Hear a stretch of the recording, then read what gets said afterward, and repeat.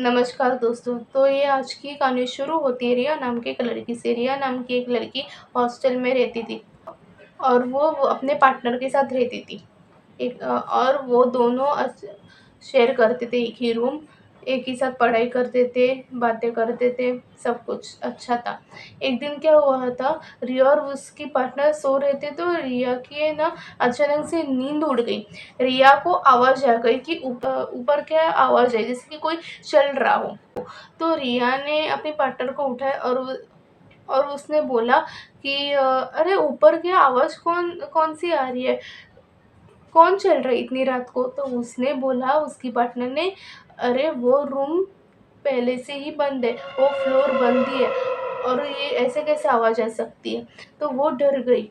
रिया चौंक गई, ऐसे कैसे, कोई है नहीं, वो रूम बंद, वो फ्लोर ही बंद है तो कोई कौन जा सकता, कौन है? तो रिया ने इग्नोर किया और सो गई। दूसरी रात भी ऐसा ही हुआ। उसे आवाज़ आ गई, कदमों की आवाज़ आने लग गई। तो रिया ने सोचा कि चलो मैं जाके देख के आती हूँ। वो चुपके से गई, ऊपर फ्लोर में गई, बंद था ना, तो वो दरअसल वहाँ पे ऐसे लिखा था नो एंट्री करके, तभी भी वो जानबूझ के गई और आगे गई।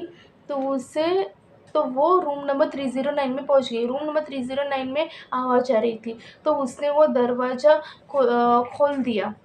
किसी को दरअसल ताला नहीं लगा था, सिर्फ कड़ी लगी थी। तो उसने वो दरवाज़ा खोल दिया। जैसे उसने दरवाज़ा खोल दिया, अंदर गई, अंदर अंधेरा था पूरा।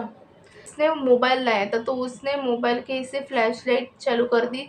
ऐसे ही रूम था, बेडरूम वगैरह था, नॉर्मल सा घर था और उसे लड़की की रोने की आवाज़ आने लग गई। तो वो पीछे मुड़ी और फ्लैशलाइट से देखा कि एक लड़की थी, सफ़ेद कपड़े पहने थी और बाल एकदम उसके चेहरे क्या थे और वो रो रही थी। और वो बोल रही थी, मुझे मुझे यहाँ से ले जाओ, मुझे यहाँ से ले जाओ। वो डर गई रिया। रिया जल्दी से भाग गई, कड़ी वगैरह कुछ नहीं लगाई, जल्दी से भाग गई और रूम में आके सो गई और अगली सुबह हुई और वो उठ गई और उसे एकदम ऐसा हुआ, अरे बाप रे, ये क्या था? मुझे लगता है मैंने सपना देख लिया होगा, उसे ऐसा लगा। पर नहीं, वो सपना नहीं था। क्योंकि उसे याद आया कि जैसे वो भाग गई थी ना, उसे ना दरवाज़ा थोड़ा-सा लग गया था हाथ पे और उसने देखा हाथ पे थोड़ी निशान भी थे, तो उसे ऐसा हुआ, अरे! ये तो सच था। मुझे ऐसा क्यों लगा कि वो सपना है, क्योंकि मैं गई नहीं। जैसे मैंने आवाज़ सुनी मैं सो गई, मतलब वो सब सपना होके भी सच था। तो वो बहुत डर गई। तो वो सो गई, उसने सोचा चाहे कुछ भी हो जाए मैं उसके बारे में सोचूँगी ही नहीं। वो सो गई रात को, फिर से वो आवाज़ आने लगी। उसने सोचा जाने दो, मैं कुछ भी नहीं सोचूँगी, मैं कुछ भी नहीं करूँगी, मैं चुपचाप सो जाऊँगी। फिर से उसे आवाज़ आने लग गई कि मुझे बचाओ, मुझे बचाओ, मुझे बचाओ, मुझे बचाने के लिए आ जाओ। वो ज़रा-सी भी नहीं गई, उसे एकदम डर लग रहा था।